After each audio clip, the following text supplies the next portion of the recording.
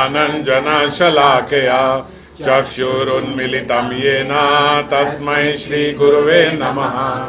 श्रीगौराङ्ग नित्यानन्द श्री अद्वैतचन्द्र गदाधर श्रीवासादि गौरभक्तवृन्द वाञ्छाकल्पतरुभ्यश्च कृपा सिन्धुभ्यैव च पतितानां पावनेभ्यो वैष्णवेभ्यो नमो नमः। हरे कृष्णा कृष्णा कृष्णा हरे हरे, हरे राम राम राम हरे हरे। तो पिछली बार श्री श्री चैतन्य चरितामृत के माध्यम से हमने चर्चा करी थी किस प्रकार सब लोग नवद्वीप से जगन्नाथपुरी की ओर जो भक्त आए हैं उनका किस प्रकार सारी व्यवस्था करवाई गई। वाणीनाथ जी प्रसाद की व्यवस्था करा रहे हैं और गोपीनाथ आचार्य उनके रहने की, उनके आवास की, और ये सारा कुछ काशी मिश्र और एक जो मंदिर के सुपरिटेंडेंट हैं उन सब ने राजा प्रताप रुद्र की आज्ञा से, राजा प्रताप रुद्र की आज्ञा उनको ये थी कि महाप्रभु कहें ना, उनके केवल इंगित मात्र से, उनके केवल इशारे को समझते हुए आपने सेवा करनी है। और बिल्कुल उसी तरह काशी मिश्र ने जैसे जैसे भक्तों को देख रहे हैं, यहाँ तक कि भगवान ही नहीं, श्रीमन महाप्रभु ही नहीं, जो भक्तगण हैं उनके भी इशारों को समझ रहे हैं कि वो क्या बोलना चाह रहे हैं, क्या उस समय वो चाहते हैं, वो समझ के केवल इंगित मात्र से ही वो सेवा, इंगित भी नहीं मतलब वो इशारा भी नहीं करते, पर वो उनके भावों को ही समझ के सेवा कर रहे हैं। वो आके महाप्रभु से किस प्रकार वार्ता कर रहे हैं, क्या चर्चा कर रहे हैं, उसको समझते हुए वो लोग सेवा कर रहे हैं। और हमने विस्तार में चर्चा करी थी कि सेवा की यही परिणति है, इसी प्रकार से सेवा की जाती है। और जब श्रीमन महाप्रभु ने उन्हें एक उद्यान में एक कमरे के लिए जब बोला कि ये एकांत में जो है इसको आप मुझे दे दीजिए, तो किस प्रकार उन्होंने प्रार्थना करते हुए बोला कि हम आपके दास हैं, हम नौकर हैं, आप आज्ञा कीजिए, आपको क्या चाहिए और वो आप लीजिए। आप ऐसे मत बोलिए कि क्या मैं ये ले सकता हूँ, क्या ये कर सकता हूँ। और हमने इसी पे विस्तार पे चर्चा करी थी कि इससे हमें सीखना चाहिए किस प्रकार से सेवा होती है। अपने जो प्रयोग की वस्तु नहीं रही उसको दे देना सेवा नहीं है, वो दान होता है। हम लोग सोचते हैं कि ये कपड़ा मुझे अच्छा नहीं लग रहा, ये छोटा हो गया, ये तो फट गया, ये तो ये हो गया, चलो राधा कुंड में जाके इसकी सेवा कर देते हैं। ये सेवा नहीं है, ये सेवा नहीं है। हम लोग परोपकार भाव से जो भी कार्य करेंगे वो सेवा नहीं होगी। सेवा क्या होती है? जो दास्य भाव से किया जाए, विनम्र भाव से किया जाए। आप दाता समझ के किसी की सेवा करो, उसको सेवा माना जाता है, समझ गए? जैसे हम अर्च विग्रह की सेवा कर रहे हैं। अब अर्च विग्रह की सेवा कैसे करते हो? दास होके करते हो ना, छोटे होके करते हो। ये तो साक्षात हरि है, कोई मुझसे त्रुटि ना हो जाए, कोई गलती ना हो जाए। ऐसे तो नहीं कपड़े पहना देना कि चलो हम इनको कपड़े पहना देते हैं, इनके पास कपड़े नहीं है, हम इनके लिए अच्छे कपड़े लाएंगे, ये बेचारे नहीं तो क्या पहनेंगे। ऐसे तो नहीं करते। अर्च विग्रह हैं, ठाकुर जी हैं हमारे, तो सेवा भाव से रहता है। बिल्कुल ऐसे ही भक्तों की सेवा होनी चाहिए, बिल्कुल ऐसे ही। शास्त्रों का कथन है कि लेश मात्र भी भेद नहीं होना चाहिए भक्तों में और भगवान में। जब आप सेवा कर रहे हैं तो भगवान मान के ही, तदीय वस्तु गोविंद तुभ्यम समर्पयामि, ये आप ही की वस्तु है और आप ही को समर्पण हो रही है। चाहे कहीं पे भी, हम ऐसा ना सोचे कि केवल धाम में जाके, कहीं पे भी जहां पे भी हम सेवा करते हैं, तदीय वस्तु गोविंद तुभ्यम समर्पयामि। भगवान ने हमें ये अवसर दिया है, इसके लिए भगवान की अति कृपा है कि मैं सेवा कर पा रहा हूं। अगर मान लीजिए आप किसी साधन से, किसी वस्तु से, धन से, तन से, मन से, किसी भी चीज से सेवा कर रहे हो, अगर आप मन से कर रहे हो, आपका मन सेवा में लग पाया, भगवान की कृपा है। अगर आप अपने तन को, इस देह को सेवा में लगा पा रहे हो, हाथों से, पैरों से, जैसे भी आपकी सेवा हो रही है, भगवान की अतिशय कृपा है। अगर आप धन से भी सेवा कर रहे हो तो ये धन आपको किसने दिया है? आप लेके आए थे? नहीं, ये भी भगवान का दिया हुआ है। तदीय वस्तु गोविंद तुभ्यम समर्पयामि। आप ही की वस्तु है, आप ही को दे रहा हूं। तो इसमें दाता भाव कहां आया? बल्कि दिया 100, लगा रहा हूं 5 या 10, 90 तो अपने प्रयोग के लिए रख रहा हूं, केवल 10 ही सेवा में लगा रहा हूं। तो इस भाव से कि इतना ही लगा पा रहा हूं, आप कृपा करें कि मैं अपना सर्वस्व सेवा में लगा सकूं। ये सेवा का भाव होना चाहिए, अन्यथा आपकी सेवा नहीं होगी और आपका अहंकार बढ़ जाएगा। बल्कि अगर सेवा नहीं हो रही है तो ऐसा नहीं है न्यूट्रल जाएगा, आपका अहंकार बढ़ेगा। हमने इतने कंबल दान करे हैं, हम इतना अन्न दान करते हैं, हम इतना ये करते हैं, हमने 100 बोरी आटे की बांट दी, ये अहंकार की पुष्टि हो रही है। सेवा तो हुई नहीं, अहंकार और बढ़ गया, राग द्वेष इस जगत में और बढ़ गया, तो नुकसान हो गया। फायदा तो हुआ नहीं, नुकसान अलग हो गया, और बहुत भारी नुकसान हो गया। और इस नुकसान के साथ अपराध भी हो जाता है जब धाम में ऐसा भाव आ जाए। तो धाम में जो रह के साधना कर रहा है, धाम में जो रह के भजन कर पा रहे, राधा रानी के निज जन है वो। राधा रानी के निज जन के प्रति आपका भाव अगर ऐसा आ जाए कि हम इनको ये दे रहे हैं, हम इनको ये दे रहे हैं, अरे हम ही इनका सारा ये सब पोषण करते हैं, कौन करेगा, ऐसा भाव। मैं जानता हूँ ऐसा भाव हम बोलते नहीं हैं, बोलने में तो बुरा लग रहा है, आपको भी लग रहा होगा, ऐसे थोड़ी कभी कोई बोलेगा, परंतु भाव आ जाता ही है कि हम लोग ये करते। तो ये भाव हमारे भीतर भाव ना आए, बिल्कुल सेवा का भाव रहे। बड़ी कृपा है राधा रानी की, बहुत कृपा है। अगर मैं कुछ भी वहाँ पे सेवा कर पा रहा हूँ, तो आप नहीं कर पाओगे तब भी सेवा होगी। आप नहीं थे तब भी सुचारू रूप से सब चल रहा था, आप नहीं रहोगे तब भी सुचारू रूप से सब चलता रहेगा, है ना। कंबल बांटने वाले कंबल नहीं बांटेंगे तो क्या कंबल नहीं होंगे उनके पास? तब भी उनके पास कंबल होंगे। आप नहीं होगे, 1000 और व्यक्ति बैठे हैं देने वाले, क्योंकि देना भगवान नहीं है, पर उस भगवान ने जो देना था उसका माध्यम आप बन गए। ये बहुत बड़ी आप पे कृपा हो गई, मेरे माध्यम से भगवान ये करा रहे हैं, ये बड़ी कृपा की बात है, समझ गए।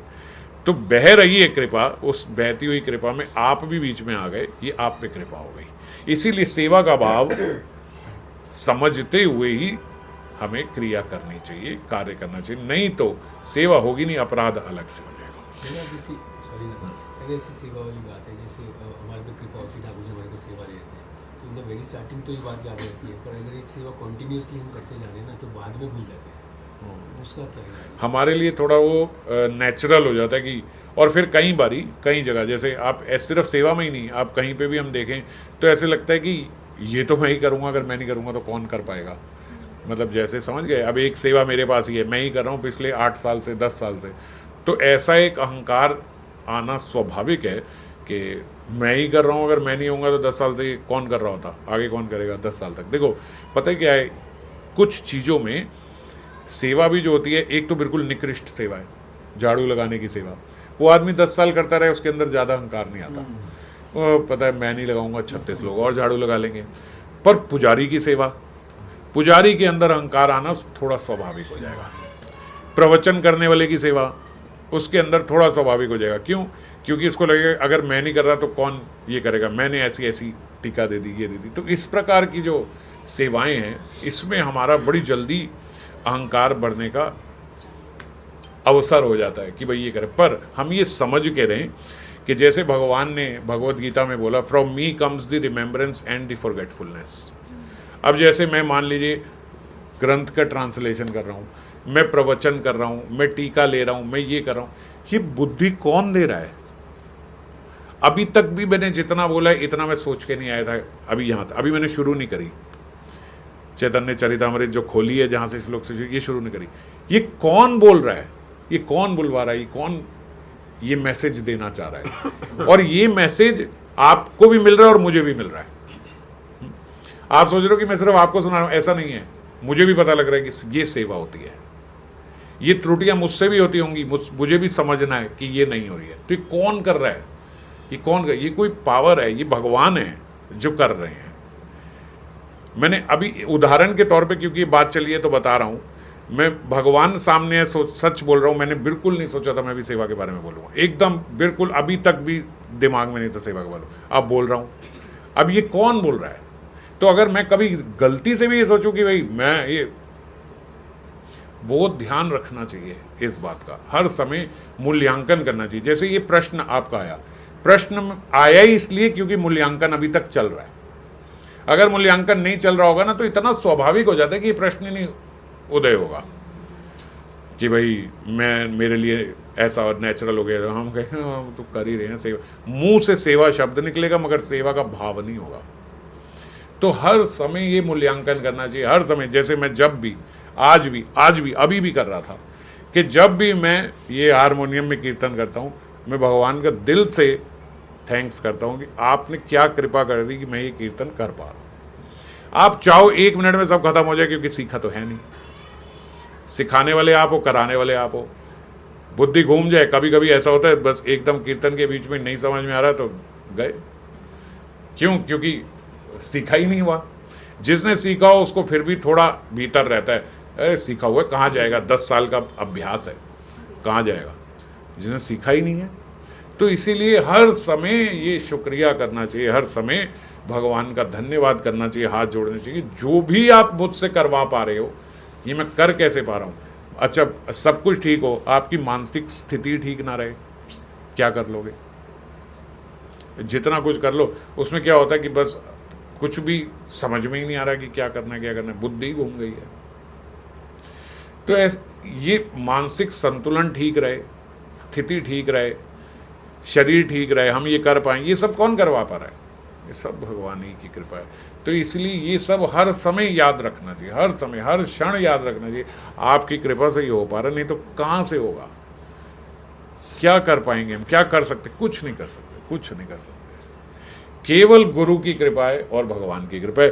भगवान की कृपा से भी सर्वश्रेष्ठ मुझे गुरु कृपा लगती है, क्योंकि उन्हीं के माध्यम से हमारी रिकॉग्निशन हुई है।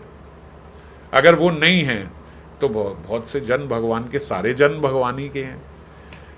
भगवान कह रहे मामेव अंशु, भगवान का तो सबसे ही संबंध है। भगवान ने भगवत गीता में कह दिया मामेव अंश, सब मेरे ही अंश हो। संबंध तो अब हमें बनाना है, उनकी तरफ से तो काम हुआ है। आपको भगवान का मेरे से कोई संबंध नहीं, अरे भगवान का तो सबसे ही संबंध है। मामेव अंश भगवान ने जब भगवत गीता में कहा तो हर जीव से भगवान का संबंध हो गया। पर जीव का भगवान से संबंध नहीं बनता, हमारा भगवान से। और हमारा संबंध बनाने वाला कौन है? गुरुदेव। गुरु के माध्यम से हमारा संबंध बना है, उनकी कृपा से। तो इसीलिए मुझे उनसे भी ऊपर, भगवान से भी ऊपर गुरु कृपा लगती है।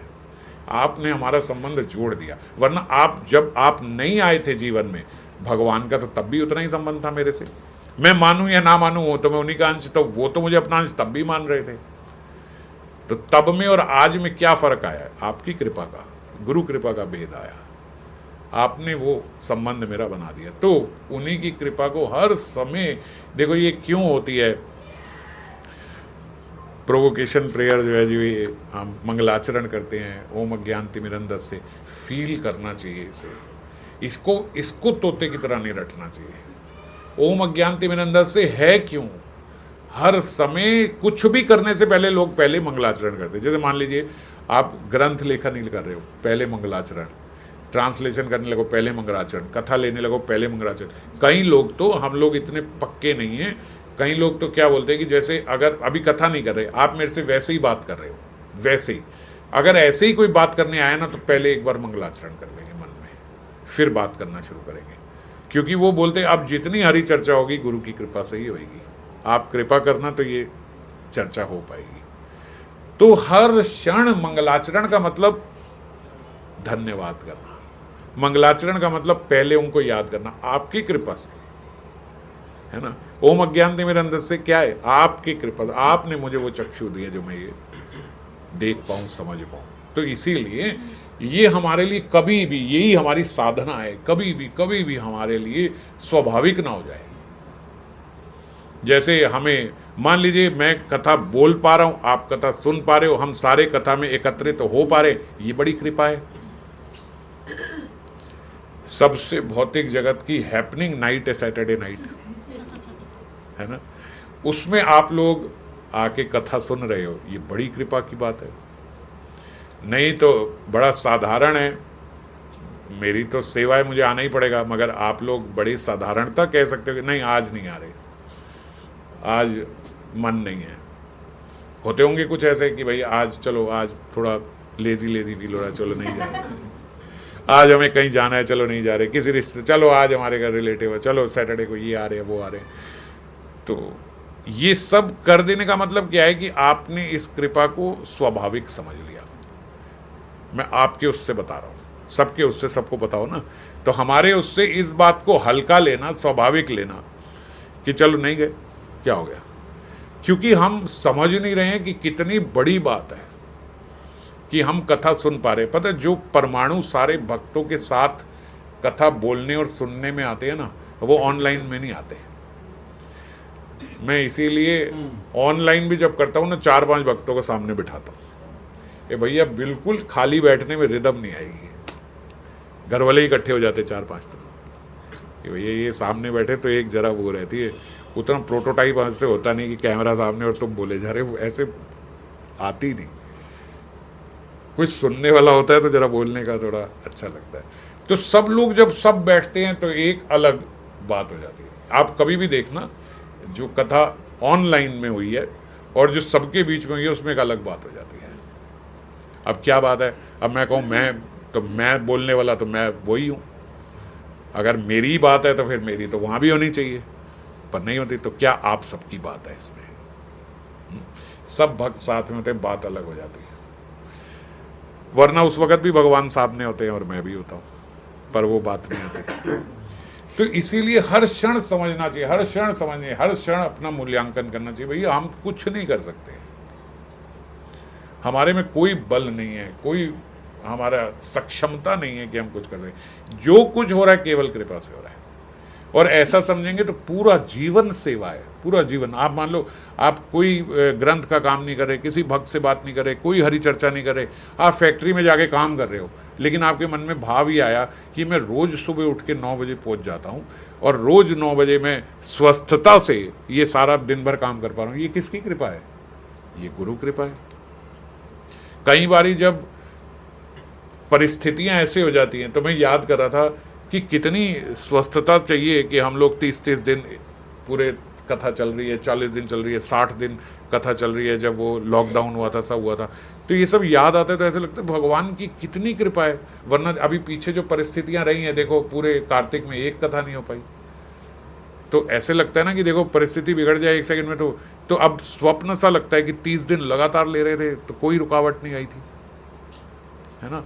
तो इन सबसे रियलाइजेशन होती है कि यार हर वक्त भगवान की बड़ी कृपा है। हम सोचते हैं कि ये तो स्वाभाविक है, और हो जाता है, स्वाभाविक हो जाता है हमारे लिए। पर जब चीज़ें बिगड़ती हैं ना, और शायद बिगड़ती भी इसीलिए कि हम उस बात को समझ सके कि जिसको हम इतना साधारण समझ रहे थे ना, वो साधारण नहीं है, उसमें बहुत कृपा है भगवान की।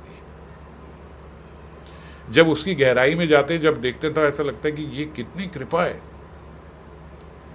एक अभी पिछले साल थोड़ा एक पीरियड ऐसा रहा कि जरा सा कुछ बोलूँ तो गला खराब हो जाए, जरा सा कुछ बोलूँ तो गला, ऐसे लगा कि अब कभी संकीर्तन तो हो ही नहीं पाएगा मेरे से, हैं। 2-3-4 महीने ऐसे खिंच गए कि हल्की से बोलने पे भी गला खराब हो जाता है, हल्की से बोलने पे।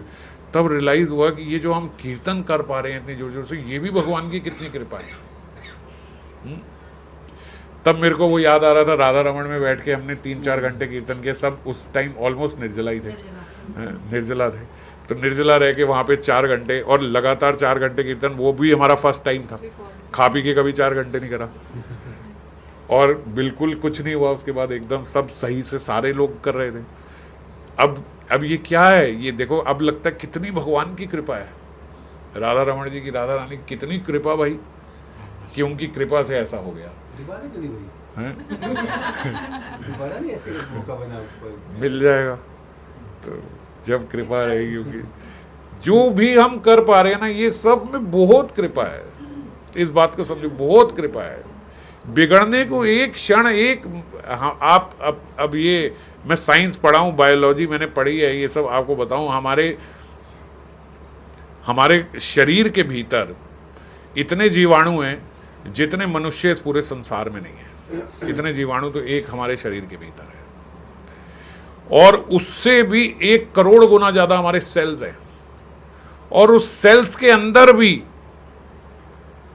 एक पार्टिकल होता है, वो उस एक सेल के अंदर 1 करोड़ पार्टिकल होते हैं, और अगर वो एक बिगड़ जाए तो आपकी हालत खराब हो जाएगी।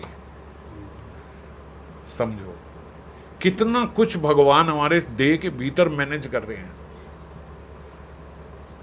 आप समझ पा रहे हो? एक धागे की नोक का भी 1,000वां हिस्सा, उतनी पतली हमारी नाड़ियां हैं जिसमें से एक हिल जाए तो आप खत्म। और वो कौन मैनेज कर रहा है?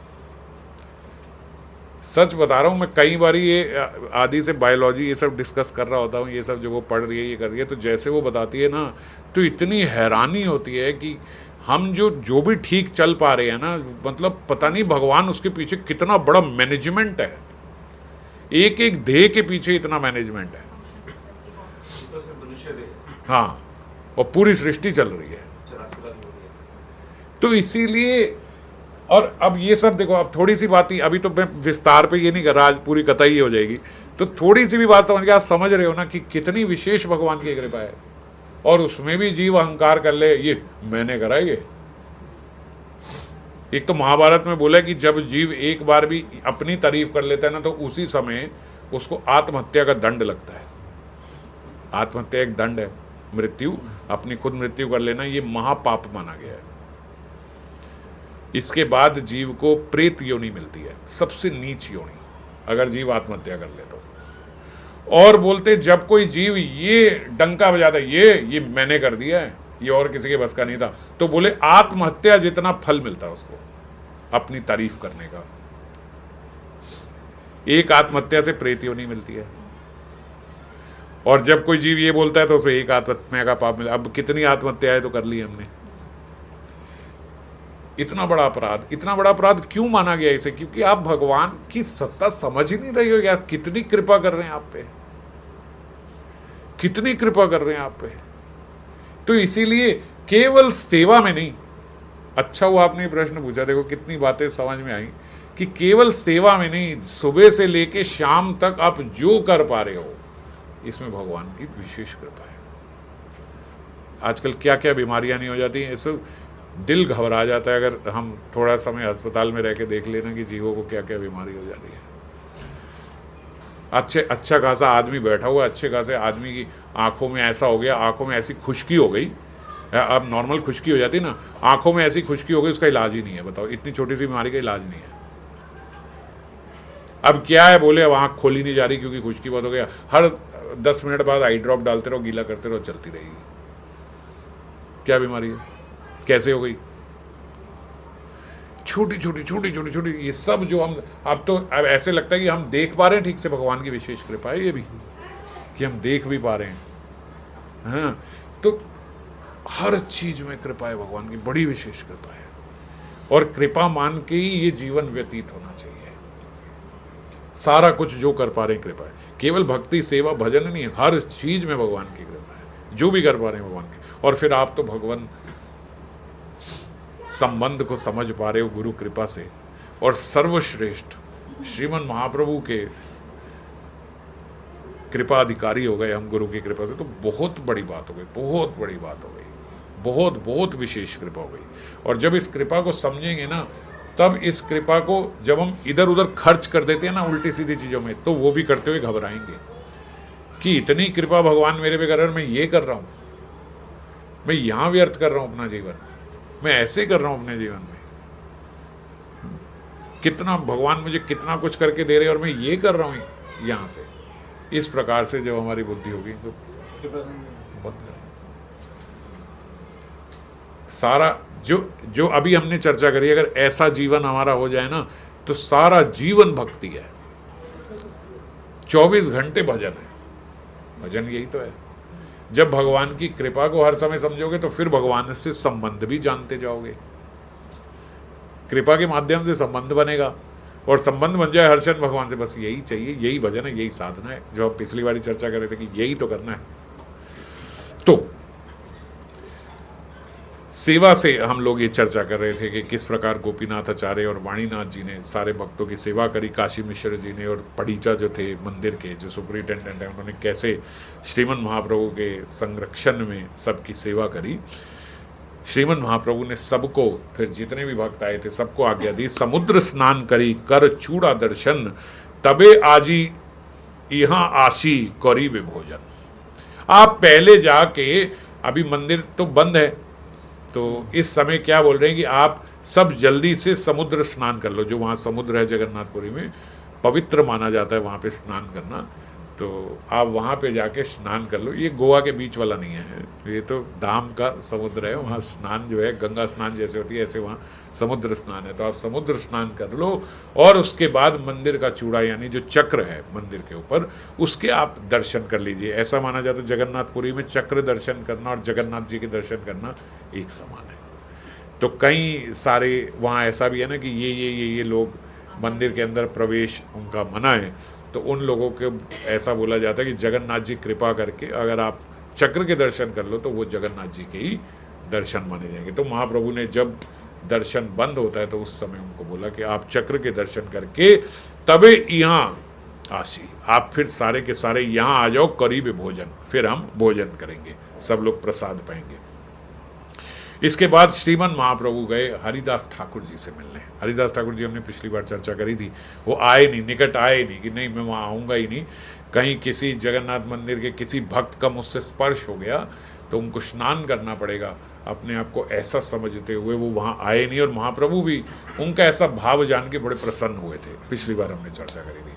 तो इसके बाद श्रीमन महाप्रभु खुद गए हरिदास ठाकुर जी से मिलने और देखा हरिदास ठाकुर जी उस समय मग्न हैं प्रेमे नाम संकीर्तने, प्रेम से नाम संकीर्तन कर रहे हैं हरिदास ठाकुर।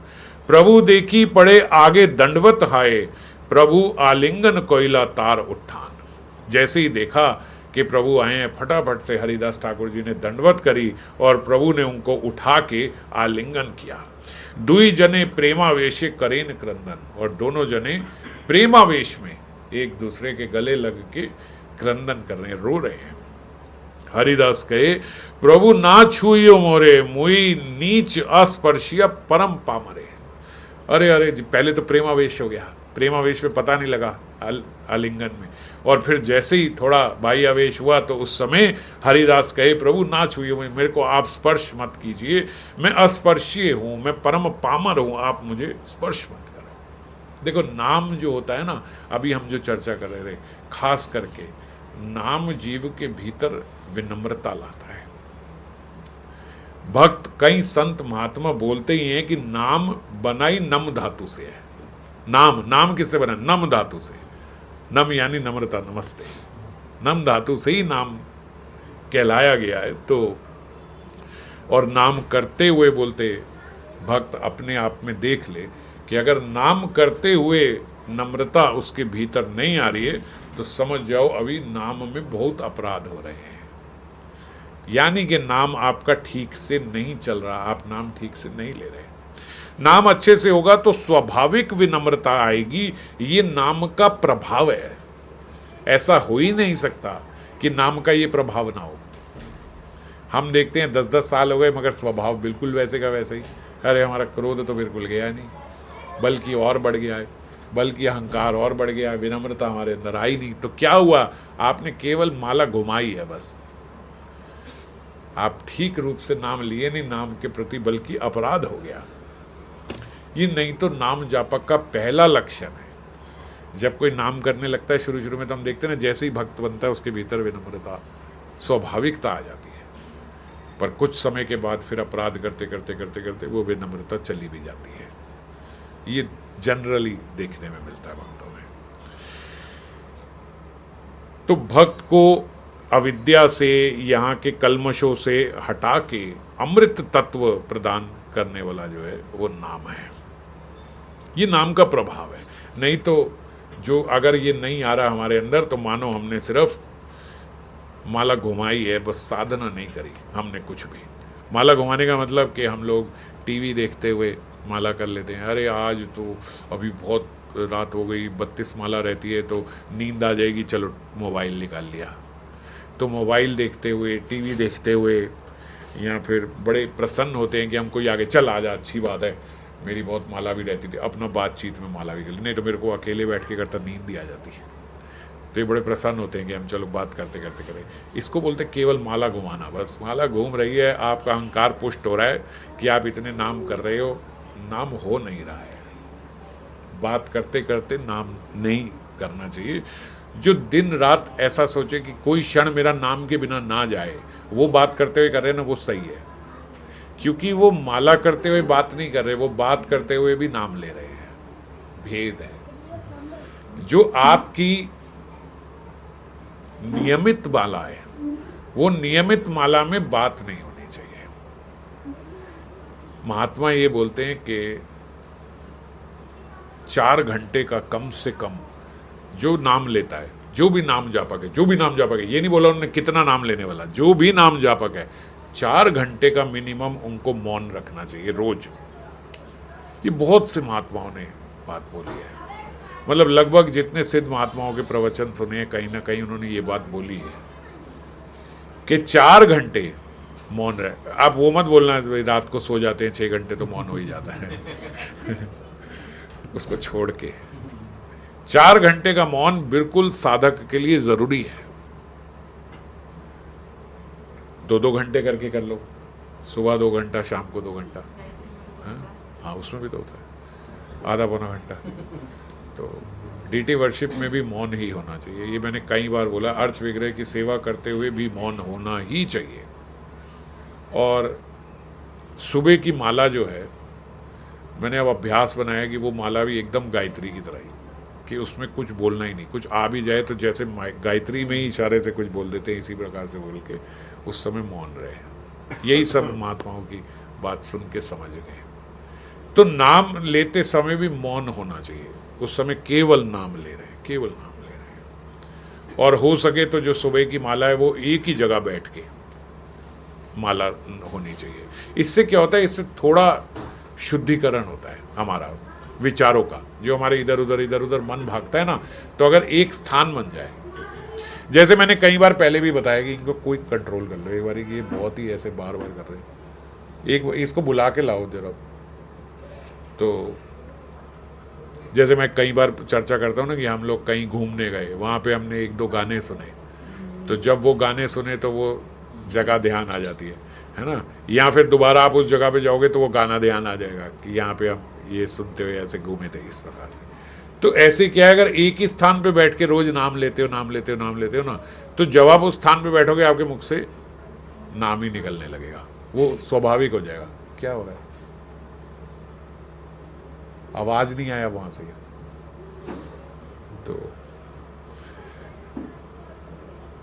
क्या बोल रहा था? हाँ, तो स्थान वो रहता है तो स्वाभाविक हो जाता है हमारे लिए। फिर हम उस स्थान पे, उस जगह पे बैठेंगे ना, तो आप देखोगे कि स्वाभाविकता, आइडियली ये हो कि एक अलग कमरा हो, कमरा नहीं हो तो एक आसन हो, आसन नहीं हो तो एक चद्दर ले लो। चद्दर मानी जैसे ये गमछा जैसा होता है, धोती जैसी होती है, इस प्रकार की चद्दर, मतलब समझ गए। चद्दर नहीं बोलते, क्या चद्दर ही बोलते हैं ना इसको, क्या बोलते हैं, जो भी गमछा नहीं, छोटा हो जाएगा, चद्दर जो ऐसे लेते हैं। हाँ, भाइया वो वस्त्र बोलते हैं उसको, क्या, हाँ, कुछ भी इस टाइप का, जो वो कंटेमिनेट भी नहीं होता, लोम वस्त्र और अच्छा है। तो और ये ध्यान रहेगी, कई बार कई लोग प्रसादी ले लेते हैं, भगवान का प्रसादी, गुरु का प्रसादी, उस पर नहीं बैठना चाहिए, वो अपराध होता है। दामेश्वर महाप्रभु से जैसे कोई आई आपके पास, इधर से आई, ऐसे आई, वो अपनी कमर के नीचे कोई भी प्रसादी चीज़ लेना अपराध है, तो इसलिए उन पे बैठा नहीं जाता। तो कोई प्रसादी पे नहीं बैठना आसन पे, तो वो प्रसादी को ओढ़ सकते हो, ऊपर ओढ़ सकते हो, सर पे ले सकते हो, लेकिन उस पर बैठना नहीं चाहिए। तो अपना ही अलग से कोई वस्त्र लेके वो रख लिया, वो बड़ा अच्छा इसलिए भी रहता है। अगर मान लो एक स्थान है भी, तब भी एक वस्त्र ले लिया, ताकि आप कहीं बाहर जा रहे हो, है ना। तो आप अब मान लो आप ट्रेन में हो, तो ट्रेन में उस समय सीट पे वो बिछा के फिर आपने माला कर ली। तो ये रखना भी अनिवार्य है। इससे क्या होता है कि एक ही वो रहता है ना, तो आपके धीरे धीरे फिर वो शुद्धिकरण हो जाता है थोड़ा विचारों का। नहीं तो जहाँ बैठते हैं जिसके उस पर, जैसे एक स्थान पे कई लोग बैठे, उस स्थान पे आप बैठे, तो थोड़ा विकार उस स्थान पे होता ही है, और वो विकार आपके भीतर भी प्रवेश कर जाएगा। तो उससे बचने के लिए हम लोग ये थोड़ा सावधानी रखें ताकि हमारा नाम में धीरे धीरे और ध्यान बने। और टीवी देखते हुए, मोबाइल देखते हुए, बात करते हुए, इन तीनों के साथ तो माला नहीं होनी चाहिए। वो नाम का वास्तविक स्वरूप नहीं है। इस प्रकार से हरि नाम करना। मैंने कई बार बोला आप अपने अहंकार की पुष्टिकरण कम कर दो। यानी कि आपको अगर लगता है कि भैया मैं 64 माला करता हूँ, 32 तो मैं बिल्कुल ध्यान से करूँगा और 32 में बात करते करते और टीवी देखते करूँगा, तो फिर आप 32 करो, ताकि आपके अहंकार की थोड़ा कम पुष्टिकरण हो, आपको पता हो रियलिटी क्या है। आप 32 ही कर रहे हो, आप अहंकार में ना रहो कि मैं 64 कर रहा हूँ, उसको कम करो, अहंकार का साइज कम करो। माला आपकी उतनी हो रही है। अगर आप 32 कर रहे हो, माला पहले भी 32 ही हो रही थी, 32 माला हो रही थी, 32 अहंकार बढ़ रहा था, है ना। हाँ, तो हाँ, तो जो आपका स्क्रीन टाइम के साथ बढ़ रहा है, जो वार्तालाप करते हुए बढ़ रहा है, जो ये सब कर रहे हो, वो केवल आपके अहंकार की पुष्टि कर रहे हो, तो बल्कि नुकसान हो रहा है, माइनस हो रहा है। इस बात को ध्यान से समझना, अन्यथा मत लेना। सच ऐसे मत कहना कि अच्छा आपने कह दिया माला कम, अब पता चले 16 ध्यान से और 16 बात करते हुए हो रही है। मेरा कहने का तात्पर्य है कि माला बिल्कुल माला की तरह ही हो। अगर आपने सोच ही रखा है कि भाई इतना तो मैं टीवी देखते हुए करूँगा, इतना तो मैं मोबाइल देखते हुए करूँगा, उतनी माला छोड़ दो। फिर वो केवल आपका अहंकार कम हो रहा है, नाम कम नहीं हो रहा। नाम कम नहीं हो रहा, नाम आप उतना ही ले रहे हो जितना पहले ले रहे थे। क्योंकि स्मरण जो है वो नाम जबकि प्राण है ना। प्राण रहित माला कर रहे हो आप, निष्प्राण माला हो रही है, क्योंकि स्मरण साथ में नहीं हो रहा। अगर मान लो आप कुछ नहीं कर रहे हो, स्वाभाविकता आपका स्मरण होगा। आप क्या करोगे? आप अगर स्मरण नहीं करोगे ना, आपकी माला बहुत देर तक होगी। आपको वो माला करते करते भार लगने लगेगा, अगर स्मरण नहीं हो रहा और कुछ नहीं कर रहे तो। टीवी भी नहीं देख रहे, मोबाइल भी नहीं देख रहे, बात भी किसी से नहीं कर रहे और स्मरण भी नहीं कर रहे, तो माला बहुत भार लगेगा। तो फिर व्यक्ति खुद ही सोचता है कि स्मरण करते हुए कर लो, तो फिर बड़ी सुगमता से मन लगने लगता है जब हम स्मरण करते हैं, क्योंकि स्मरण प्राण है। तो इसलिए स्मरण साथ में रहता है। स्मरण सहित जो नाम होता है, उससे क्या होता है? 3 लक्षण हमारे जीवन में हमें देखने में मिलते हैं: भय मुक्ति, विकार मुक्ति और रोग मुक्ति। इन तीनों से भक्त जो है वो मुक्त हो जाता है। ये तीनों गुण हमारे भीतर विराजमान हो जाते हैं। क्या क्या? भय खत्म हो जाएगा, सरलता से समझो, याद नहीं, भय मुक्ति, भय खत्म, निर्भय हो गए। और दूसरी चीज क्या खत्म? विकार खत्म। और तीसरी चीज रोग खत्म। इन तीनों का नाश होता है। अगर हम हर समय किसी ना किसी कारण से डरते रहते हैं, ये हमारे लिए स्वाभाविक है ना, कहीं ये ना हो जाए, कहीं ऐसा ना हो जाए, कहीं ये ना हो जाए, कल ऐसा ना हो जाए, अभी ये चला गया तो ऐसा हो गया, तो ये हो गया। ये हमारे अंदर बहुत सारे डर हमारे अंदर बैठे हुए हैं। और ये डर अगर हमारे अंदर से हटाने हैं तो केवल एक औषधि है, वो है हरि नाम। केवल एक औषधि है, और किसी चीज से ये भय नहीं जाता है। ये भय जाता ही केवल क्या? हरि नाम से जीव का बड़ा लॉजिकल है सब कुछ। थोड़े कम शब्दों में अभी लॉजिक समझा रहा हूँ, नहीं तो विस्तार में बड़ा लंबा हो जाएगा। हरि नाम जब हम करते हैं तो भगवान के साथ संबंध जुड़ता है। जब भगवान के साथ संबंध जुड़ता है तो सबसे बड़ा भय मृत्यु का जो हमारे भीतर है वो खत्म हो जाता है। जब मृत्यु का भय खत्म हो जाता है तो ये सारे भय उसी के सबऑर्डिनेट है, वो खत्म हो जाते हैं। लॉजिक समझ रहे हो? संबंध जुड़ गया ना, जब एक संबंध जुड़ गया तो फिर उनसे हमारा संबंध इस देह से नहीं है, उनके अलावा जिससे भी संबंध है वो इस देह का है। बात समझ आ रही है ना? भगवान के अलावा जिससे भी हमारा संबंध है वो इस देह से है। केवल एक भगवान है जिनसे हमारा संबंध इस देह का नहीं है, शाश्वत है। तो जब उनसे हमारा संबंध जुड़ता है तो देह के प्रति आसक्ति कम हो जाती है, मृत्यु के प्रति जो भय है वो कम हो जाता है। जब मृत्यु के प्रति भय कम हो जाता है तो उसके पहले जितने भी भय हैं वो सारे छोटे लगते हैं, कम लगते हैं। इसीलिए छोटे छोटे बालक प्रहलाद महाराज जी, ध्रुव महाराज जी इतनी निर्भयता से अपना जीवन जी पाए। क्या था उनके जीवन में? केवल नाम के बल से ही उनमें निर्भयता आ गई थी। और हम क्यों ऐसी निर्भयता नहीं पाते? क्योंकि नाम ही हम ठीक ढंग से नहीं ले रहे। तो कैसे हमारे अंदर ये निर्भयता आई थी? नाम लेने के बाद भी हम भगवान से और नाम प्रभु से इस संसार की कामना ही करते हैं, इस देह के संबंध को ही पुष्ट करते हैं। नाम लेके नाम से, हरिनाम प्रभु से हम ये नहीं मांगते कि आपसे मेरा संबंध जुड़ जाए। मैंने इतनी माला करी हरिनाम, कृपा करो प्रभु, मेरा आपसे संबंध जुड़ जाए, इन सब से संबंध फीका पड़ जाए, आपसे जुड़ जाए। ये प्रार्थना नहीं होती हमारी। हमारी प्रार्थना होती है कि ये ठीक हो जाए, ये मेरे से सरल हो जाए, ये मेरी बात मानने लगे, घर में सब कुछ ठीक हो जाए, ऑफिस में सब ठीक हो जाए, ये हो जाए। ये हमारी नाम करते हुए ये कामना होती है। बच्चे का सब ठीक चले, इसका स्कूल ठीक हो जाए, उसका एडमिशन हो जाए, पता नहीं क्या क्या सोच लेते हैं हम। तो जो अब क्या सोच रहे हो इसमें? संसार मांग रहे हो। संसार मांगने का मतलब अपने देह के पुष्टिकरण कर रहे हो। तो जो नाम ले रहे हो उससे कर क्या रहे हो? जो हटाना था वो मांग रहे हो नाम लेके।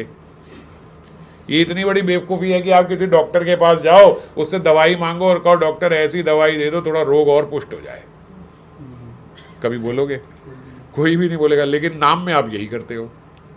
नाम करते हो, नाम करते करते भगवान ऐसा करो मेरा और भवरोग बढ़ जाए, थोड़ा देहवेश और हो जाए, थोड़ा पैसा आ जाए, ये आ जाए। पैसा आने से क्या होगा? भवरोग खत्म होगा, देहवेश कम होगा, आपके संबंध ठीक हो जाएं, देहवेश कम होगा। अब ये तो नहीं मांग सकते कि मेरा भैया संबंध खराब हो जाए मेरी पत्नी से। तो ये सही करना खराब करना कुछ नहीं मांग रहे। हम क्या मांग रहे? भगवान आपसे संबंध बन जाए, आप कृपा करो, आपसे जुड़ जाए। हे राधा रानी, किस प्रकार आपकी सेवा करनी है, आपके मनोभिष्ट को जानते हुए किस प्रकार मेरा भाव होना चाहिए, मेरे भाव को वैसा बना दो। मेरा हृदय ऐसा बना दो कि केवल आप ही को समझे, इस संसार को ना समझे। ऐसी प्रार्थना होनी चाहिए। तो दवाई लेने का फ़ायदा हुआ, औषधि लेने का फ़ायदा हुआ। औषधि लेके बीमारी थोड़ी मांगना चाहिए, और हम लोग बीमारी ही मांग लेते हैं। तो इसीलिए नाम ने सही से नहीं ले रहे, नाम ले रहे हैं तो नाम से प्रार्थना सही नहीं कर रहे, गलत चीज़ हम लोग मांग रहे हैं। बड़े से बड़े भय से टकराने की जो ताकत है, क्षमता है, दुखों को भोगने की, अगर सारे दुख खत्म हो जाए नाम, दुखों को भोगने की क्षमता आ जाएगी नाम से। ये नाम का प्रभाव है कि दुख जितने भी आए अब वो भोग पा रहे हैं। आप बड़े हो गए, दुख छोटा हो गया, इसका ये अर्थ है। आप नाम ले लेके बड़े हो गए और अब वो दुख तो वही है जो पहले थे। 1 साल पहले जो दुख था वही दुख अभी भी है। अब आपको क्या लगता है? ये दुख छोटा है, ये मुझे इफेक्ट नहीं कर रहा। उसकी इंटेंसिटी तो कम नहीं हुई ना दुख की। आप थोड़े बड़े हो गए, आप में बल आ गया। ये कैसे हुआ? नाम से हुआ। ये केवल नाम की ही क्षमता है। जो भक्त इस बात पे जो हम चर्चा कर रहे हैं, इस बात पे भी पक्के तौर से विश्वास करके नाम जप प्रारंभ करता है, वो भी फिर निडर हो जाता है, निशोक हो जाता है और निरोग हो जाता है। किस बात पे विश्वास करके? क्या नाम? के नाम से निर्भयता प्राप्त होती है, नाम से भगवान से संबंध बनता है, स्मरण रहित, स्मरण के साथ, स्मरण सहित, स्मरण सहित करनी है। ये बात ध्यान रखना। स्मरण सहित जब हम करेंगे तो ये बात जान लो, हो जाएगा, ये रोग खत्म हो जाएंगे, ये मेरे भय खत्म हो जाएंगे। ये बात जानते हुए आप देखो, डॉक्टर के पास आज आप जाते हैं ना, तो डॉक्टर भी यही बोलते हैं कि आपकी अगर दवाई में श्रद्धा है ना तो दवाई आप पे जल्दी असर करेगी। आपने सेरिडोन खाई और आपने सोचा यार ये सेरिडोन से मेरा कुछ होता नहीं है, खा लेती हूँ मगर मेरा सिरदर्द से ठीक नहीं होता। आपका सिरदर्द नहीं ठीक होगा। और आपने सेरिडोन खा के सोचा यार सेरिडोन खा लिया, बस अब हो ही जाएगा, आधे घंटे में ठीक हो जाएगा, आधे घंटे में ठीक। समझ गए? तो ये सब हमारे पास है कि हम अगर श्रद्धा है तो वो काम करेगी। जब यहाँ की भौतिक गोली हमारी श्रद्धा से काम कर जाती है तो नाम श्रद्धा से कितना कार्य करेगा, सोचो। तो नाम ही विकार मुक्त भी करता है, नाम भय मुक्त भी करता है, और नाम ही विकार मुक्त भी कर देता है ना। उसके बाद फिर काम सताएगा। विकार क्या है? काम, क्रोध आदि ये सब है। तो ना काम सताएगा और ना क्रोध सताएगा। हालांकि जहां ये चर्चा होती है वहां एक बात और बहुत जोर की बोली जाती है। जहां भी विकार मुक्ति की बात आती है नाम से, वहाँ एक बात और साथ में बोली जाती है कि भैया नाम के साथ ये अभ्यास करें। हम पिछली 2-3 बारी से बाई चांस ये चर्चा कर ही रहे हैं कि अपनी रस इंद्रियां जो हैं उन पे थोड़ा नियंत्रण करें। रस इंद्रियां बिगड़ी हुई हैं, मतलब उन पे अगर आपका नियंत्रण नहीं है तो विकार मुक्त होना असंभव है। इजी बोल रहा हूं, समझ आ रही? अगर आपकी रस इंद्रियां पे आपका नियंत्रण, इस रस इंद्रिय मतलब जिब्बा, अगर जिब्बा पे आपका नियंत्रण नहीं है, वो लोलुप है इधर उधर का खाने की, तो फिर आप कहो कि भैया मैं विकार मुक्त हो जाऊं, वो विकार मुक्त नहीं हो सकते। बोले 2 प्रमुख इंद्रियां ही बताई गई हैं, जड़ इंद्रियां और रस इंद्रिय। और जड़ इंद्रियों को भी बोले कंट्रोल करने का तरीका क्या है कि आप रस इंद्रिय को कंट्रोल कर लो। ये राजा हैं, रानी है ये जिह्वा। एक जिह्वा अगर आपने कंट्रोल कर ली तो सारी इंद्रियां आपके कंट्रोल में आ जाएगी। और रस इंद्रिय को कंट्रोल करने का बल कहां से आएगा, जिह्वा को कंट्रोल करने का बल कहां से आएगा? नाम जप से। इसीलिए पिछली बार हमने ये चर्चा करी थी कि आप थोड़ा सा नाम, कुछ माला बोल के करो। आपने बोल के नहीं करी तो जिह्वा नहीं आई ना नाम में, तो बोल के करो। बोल के करने से क्या होगा? जिह्वा से नाम का उच्चारण होगा। ये जिह्वा से नाम का उच्चारण होता है तो शुद्धिकरण होता है, बल मिलता है। समझ गए? जरूरी है जिह्वा को भी सेवा में लगाना, क्योंकि प्रधान इंद्रिय है। इसको कंट्रोल करने के लिए, इसको बल देने के लिए इससे नाम लेना जरूरी है। ये नाम जब जिह्वा से लिया जाता है तो जिह्वा को बल मिलता है। शुरू में अगर मान लो नहीं भी हो रहा, अगर आपको नहीं हो पा रहा है आपसे कि भैया नहीं ये मेरे से बोल बोल के ऐसे ज़्यादा माला नहीं होती, तब भी करो, साधना रूप से करो। ऑप्शन नहीं है कि भैया किसी ने अपना लिया कि मैं कर लिया करूँगा, किसी ने किसी का नहीं, मैं नहीं करा करूँगा, मैं अपना मन में ही नाम करूँगा, मेरे लिए वही ठीक है। नहीं, इस सबके लिए अनिवार्य है कि कुछ नाम जो है वो जिह्वा से बोल के करना होगा। और ये बात समझ लेना, आपने थोड़ा टाइम करना है। मैंने पिछली बार भी बोली थी, आपको व्यसन हो जाएगा, फिर आपको होगा कि थोड़ी माला बोल के करो, बहुत मजा आएगा। एक फ्लो में जब चलती जाती आप 4 सोचोगे, आप 8 कर जाओगे बोलते बोलते। इतना आनंद आने लगेगा जब बोलते हुए सुनते हुए करते हैं। दोनों बात होती है, आप जिह्वा से भी उच्चारण कर रहे हो और कानों से आपके हृदय में भी जा रहा है, तो कर्ण इंद्रिय, रस इंद्रिय सब उसमें जुड़ जाती है। भाई एक बार आदत डालनी है, रोज करनी है, फिर आपसे छूटेगा नहीं। पहले हम ये जीभ से साधना करें, फिर उसके बाद स्वाद छोड़ने का भी हम लोग अभ्यास करें। ये जो बाहर का हम लोग खाते पीते हैं, इसका भी अभ्यास करें। बाद में हमारी ऐसी अपने आप से, जैसे मैं पिछली बार बता रहा था, हमारे अपने आप से ऐसा हो जाएगा कि जो मर्जी ले आओ, फिर उसके बाद आपको स्वाद का कोई वो रह नहीं जाएगा। और स्वाद का नहीं रहने का मतलब इतना, जब आप जिह्वा से हम नाम लेते हैं, ऐसा समय आएगा, आता है, सब भक्तों के समय ऐसा आता है कि उसके बाद उन्हें ठंडा है कि गर्म है, ये कैसा है, इसका क्या स्वाद है, ये सबसे भी कोई ज़्यादा भेद नहीं रहता। गर्म खाना आ रहा है कि ठंडा खाना आ रहा है, ये सब, इसमें कोई उन्हें भेद नहीं रहता।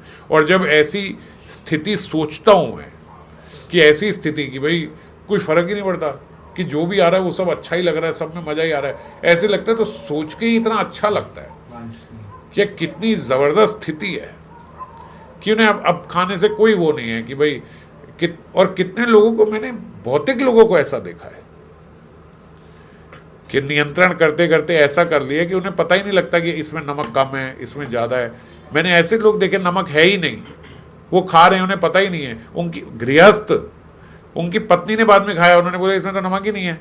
अच्छा, पता ही नहीं है कि इसमें नमक नहीं है। और ऐसी स्थिति हो जाए तो कितना मजा नहीं आएगा, उसके बाद क्या रह गया, कितना आनंद होगा। और आप सोचो कि जिसकी ऐसी है उसकी दूसरी इंद्रियां भागती होंगी, कहीं नहीं। ऐसा कोई व्यक्ति आपको दिखे ना, चरण छू लेना। जिसकी रस इंद्रिय इतने नियंत्रण में है ना, मानी सारी इंद्रियां उसके कंट्रोल में है,